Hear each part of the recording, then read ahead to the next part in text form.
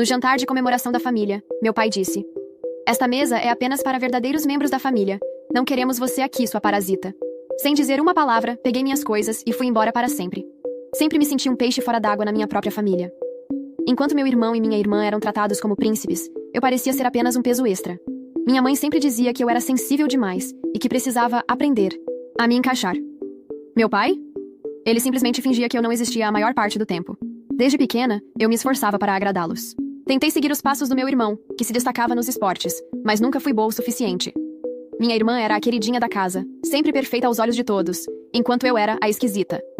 O problema é que por mais que eu tentasse, nunca era suficiente. O jantar de comemoração da família acontecia todos os anos. Era um evento grande, onde parentes distantes se reuniam para celebrar as conquistas da família perfeita. Claro, essas conquistas nunca eram minhas. Meu irmão tinha acabado de ser promovido no trabalho, e minha irmã estava prestes a se casar com um advogado de uma família tradicional. Eu? Bom, eu só estava ali porque ainda não tinha encontrado um motivo para não ir. A noite começou, como sempre. Risadas, brindes e elogios intermináveis entre eles. Eu tentava participar da conversa, mas toda vez que abria a boca, alguém me cortava ou ignorava. Mesmo assim, mantive o sorriso no rosto. Eu já estava acostumada, mas algo naquela noite estava diferente. Meu pai parecia mais impaciente do que o normal. Ele não fazia questão de esconder o incômodo com a minha presença. O olhar de desprezo estava mais intenso, e sempre que eu falava, ele suspirava fundo, como se estivesse se segurando para não dizer algo pior. Até que, finalmente, ele explodiu. "Esta mesa é apenas para verdadeiros membros da família. Não, queremos você aqui, sua parasita." O silêncio tomou conta do salão. Alguns parentes desviaram o olhar, constrangidos, enquanto outros simplesmente observavam, esperando para ver como eu reagiria. Minha mãe não disse nada. Meu irmão e minha irmã sequer demonstraram surpresa. Eu poderia ter gritado, poderia ter chorado, poderia ter exigido respeito, mas em vez disso, fiz algo que nunca havia feito antes. Sem dizer uma palavra, peguei minhas coisas e fui embora para sempre. Caminhei para fora daquela casa sem olhar para trás. O ar da noite estava frio, mas pela primeira vez em anos, eu me sentia estranhamente leve. Era como se um peso tivesse sido arrancado de mim. Durante toda a minha vida, tentei me encaixar em uma família que nunca me quis, que nunca fez questão de esconder seu desprezo por mim. Agora, finalmente, eu estava livre. Mas liberdade tem um preço. Eu não tinha um plano. Não tinha um lugar para onde ir. Meu salário mal cobria minhas despesas básicas, pois a maior parte do meu dinheiro sempre acabava indo para ajudar a família. Ironicamente, a mesma que me desprezava. Sempre que precisavam de algo, eu estava lá. Quando meu irmão teve problemas financeiros, quem emprestou dinheiro sem cobrar de volta? Eu. Quando minha irmã precisou de alguém para ajudá-la a se mudar, quem passou o fim de semana inteiro carregando caixas? Eu, e no momento em que precisei de respeito, de um mínimo de consideração, fui tratada como um fardo. Peguei meu telefone e vi várias mensagens de um grupo de primos mais próximos.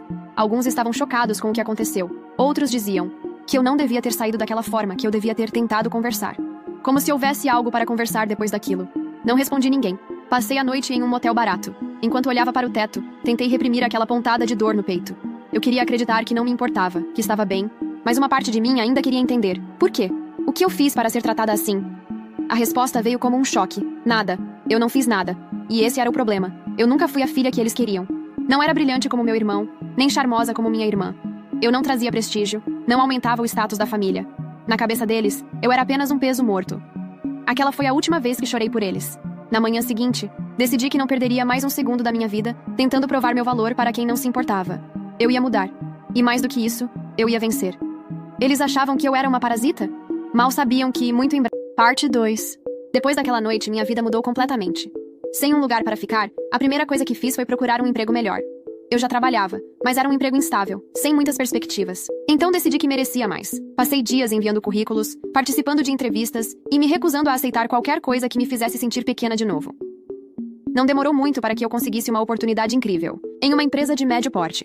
Não era um cargo alto, mas pagava bem e, mais importante, era um ambiente onde eu era respeitada. Foi nesse trabalho que conheci Gabriel. Ele era novo na empresa, recém-contratado como gerente de projetos. Desde o início, houve uma conexão entre nós. Diferente de tudo que eu já havia vivido.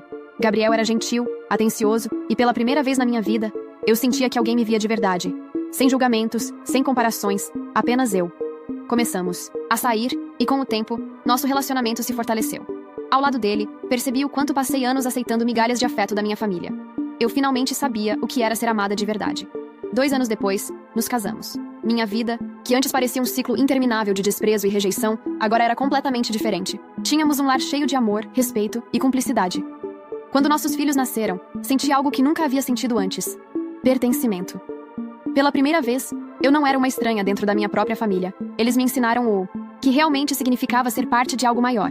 Não era sobre sangue ou tradição, mas sobre amor. E foi aí que percebi. Eu nunca precisei da aceitação da minha família de sangue. Eu havia construído a minha própria. A vida seguiu seu curso. Gabriel e eu estávamos mais unidos do que nunca. E nossos filhos, Lucas e Beatriz, eram a razão pela qual todos os dias valiam a pena. Criá-los foi uma experiência transformadora. Cada risada, cada abraço, cada pequeno passo deles foi um lembrete de que eu estava fazendo tudo certo. Tinha uma família verdadeira agora, e nada poderia abalar isso. Mas o destino, como sempre, tem um jeito de nos surpreender. Anos depois, durante um almoço com amigos, recebi outra ligação. Era da minha mãe novamente.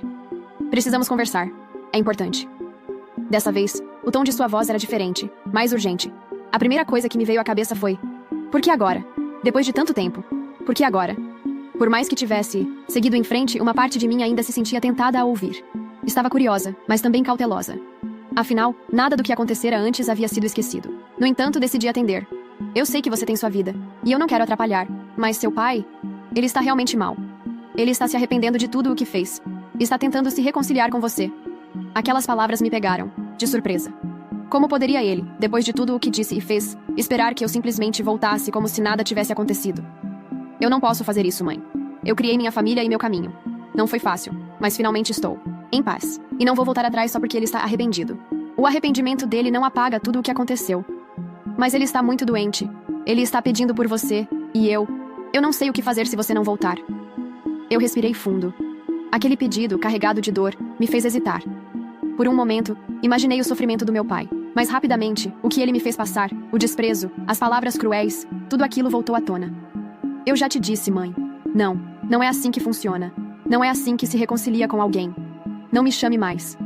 Dessa vez, a ligação foi silenciosa, e eu não soube se ela iria me procurar novamente. Mas o que eu sabia era que o ciclo havia terminado para mim. Eu não seria mais parte daquela história. Parte 3. A decisão de não voltar para minha família foi difícil, mas eu sabia que estava fazendo o que era certo para mim. Nos meses seguintes, a vida de Gabriel e eu continuou a florescer.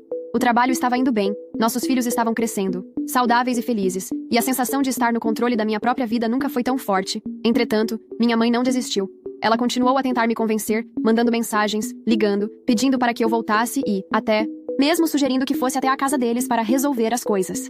Eu sabia que ela estava sofrendo com a situação, mas ao mesmo tempo, sentia que estava tentando empurrar-me de volta para algo que eu já havia deixado para trás.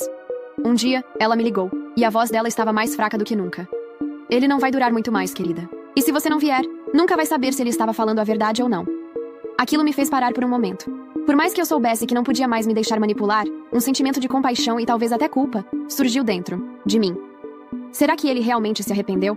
Será que ainda existe algum vestígio do homem que um dia foi meu pai?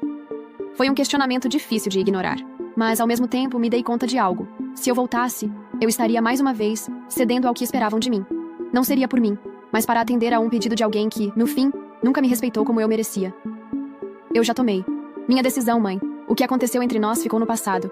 Não vou mais voltar atrás. Não é por falta de amor ou compaixão, mas porque finalmente encontrei meu lugar no mundo. E ele não é ao lado de vocês. Não sei se minha mãe entendeu minhas palavras ou se o impacto foi demais para ela, mas a ligação foi interrompida de maneira brusca. Eu sabia que, dali para frente, talvez nunca mais ouvisse dela novamente. E, embora meu coração ficasse apertado, havia algo dentro de mim que se sentia em paz. Eu já tinha me libertado. E isso, mais do que qualquer coisa, era o que importava.